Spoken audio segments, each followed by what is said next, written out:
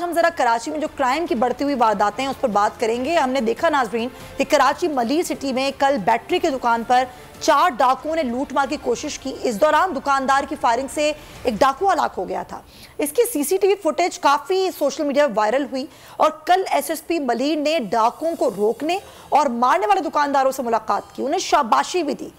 लेकिन नाजरीन, अहम सवाल यह है कि सेल्फ डिफेंस की आड़ में अगर आम शहरी ही जान लेने के दर पर हैं तो कानून और उसके मुहाफिज कहाँ हैं? ये कुछ अहम सवालात हैं जिनके जवाबात हासिल करने की हम कोशिश करेंगे। मुझे ज्वाइन करें साबिक आईजी सरदार अख्तर गोरचानी साहब।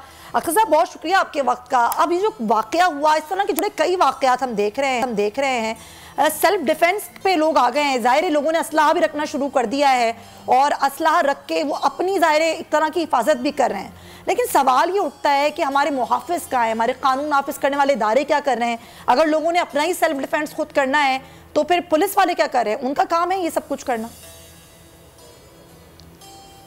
जी, इसमें कोई शक नहीं कि गुज़श्ता कई महीनों से मैं देख रहा था हमारी जो कराची का स्ट्रीट क्राइम है वो काफ़ी बढ़ गया है और कई प्रोग्राम्स में भी मैंने भी अपनी तशवीश का इजहार किया है और आप मीडिया पे भी मैं देख रहा था कि सभी परेशान हैं जी। और यकीनन मैं आपकी बात से इत्तेफाक करूंगा कि इसमें पुलिस को सर जोड़ के बैठने की ज़रूरत है। अपनी कारकर्दगी को अगर बेहतर नहीं बनाएंगे तो फिर इसी तरह ही होगा। लोगों का एतमाद पुलिस से ख़त्म हो जाएगा, वो कानून को अपने हाथ में लेंगे। और आपने देखा होगा मुल्तान में भी एक ऐसा वाक़या हुआ, एक ज्वेलर के यहाँ डकैती हुई और उसको गोली मार दी गई और उस पे ताजिर बिरादरी ने कानून अपने हाथ में लिया और उन्होंने डाकुओं की धुलाई भी कर दी, बल्कि मेरा ख्याल जान से भी मार दिया उनको। तो ये फिर जाहिर है अगर हमारे ऊपर, पुलिस के ऊपर एतमाद ख़त्म होगा तो फिर लोग कानून को अपने हाथ में लेने लगेंगे, फिर तो लॉ एंड ऑर्डर एक मजाक बन के रह जाएगा। और अभी भी हम देख रहे हैं सरदार अख्तर साहब के मजाक ही बन के रह गया है। इतने ज़्यादा स्ट्रीट क्राइम बढ़ गए हैं, रोज़ाना हम देखते हैं कि कई वारदातें होती हैं, लोग अपनी जानों से चले जाते हैं। क्योंकि हम ये देख रहे हैं कि जो डकैत है ये कोई आम नहीं लगते, इनकी इस तरह ट्रेनिंग, ऐसा लगता है कोई ट्रेनिंग इनकी हुई है कि मारने से दरेग नहीं करते हैं, इनका निशाना नहीं चूकता। तो इस पर भी तो हमारी जो पुलिस की ट्रेनिंग है वो इस पर कितनी ज़रूरी है, क्योंकि जो इनकी ट्रेनिंग हुई है लगता है बाकायदा ट्रेंड नहीं है डकैत। जिस तरीके से ये मौके पर पहुंच के लोगों को जान उनकी ले लेते हैं, सूरत हाल तो ख़राब ही हो रही है।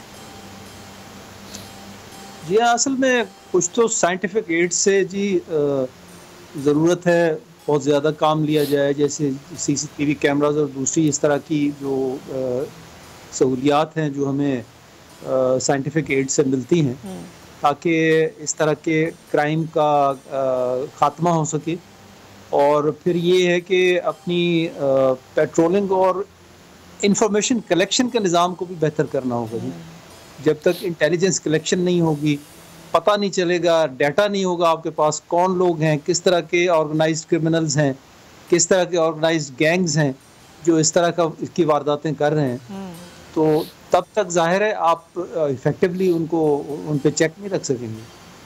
और फिर ये जो हम कहते हैं कि हमने कई गिरोह पकड़ लिए, डाकुओं के कई गिरोह हमने पकड़ लिए, डकैत पकड़ लिए, उनसे मसरूक़ा माल बरामद कर लिया, उसके बावजूद हम देख रहे हैं कि इतने ज़्यादा क्रिमिनल्स हैं इस शहर में और बाकायदा वो छुपे हुए हैं, आबादियों में छुपे हुए हैं। आपको नहीं लगता कि इसके लिए बाकायदा कोई ऑपरेशन भी होने चाहिए उस तरीके से कि आम शहरियों को बजाय तंग करने के इन पर हाथ डाला जाए जो असल वारदातें कर रहे हैं और बकाया किसी डर के कर रहे हैं शहर में? देखिए, असल में प्रॉब्लम इसलिए पैदा होता है कि कराची इंसानों का समंदर है जी।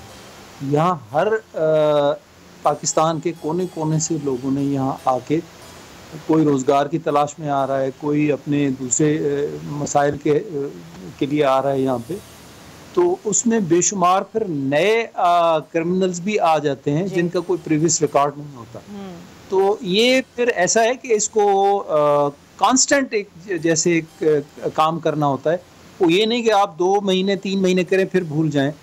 एक कांस्टेंट यहाँ पे ज़रूरत है कि इस तरह के क्रिमिनल्स पे नज़र रखी जाए। और ये जो जैसे मैंने साइंटिफिक एड्स का कहा, तो उसमें भी ज़रूरत इस बात की है कि हम लोग एक दफ़ा कैमरे लगा देते हैं, फिर हम भूल जाते हैं, उनकी मेंटेनेंस कोई नहीं करता। और एक दफ़ा आप 6 महीने बाद चेक कराएं तो पता चलेगा शहर के 600 में से 150 कैमरे ख़राब पड़े हुए हैं।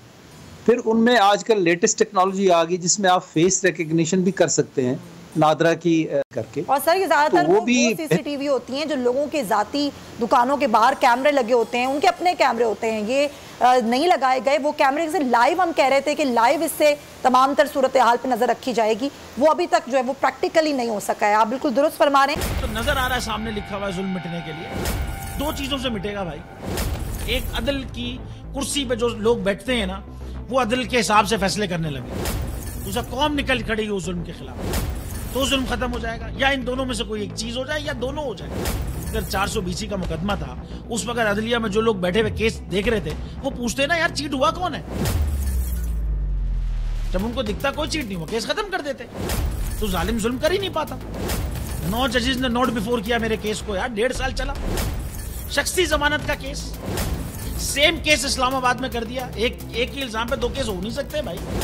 मतलब 60 दिन का वक्त होता है, 102 दिन के बाद मैं जीत गया, केस भरी हो गया, 102 दिन के बाद अपील फाइल की, एक्सेप्ट कर ली। नहीं करते ना एक्सेप्ट, खत्म हो जाता ना जुल्म यार। भरी अदालत में मुझे बरी कर दिया, फिर पता नहीं क्या हुआ 2.5 घंटे बाद का नोट बिफोर, मैं नहीं सुनता ये केस, खड़े रहते अपने फैसले पे, मिट जाता जुल्म। अल्लाह ताला ने बिठाया इन कुर्सियों पे इनको यार, ये अल्लाह ताला की तरफ से फैसले करने हैं। तो या तो ये फैसले आएंगे, जुल्म मिट जाएगा, या कौम खड़ी हो जाएगी जुल्म के खिलाफ।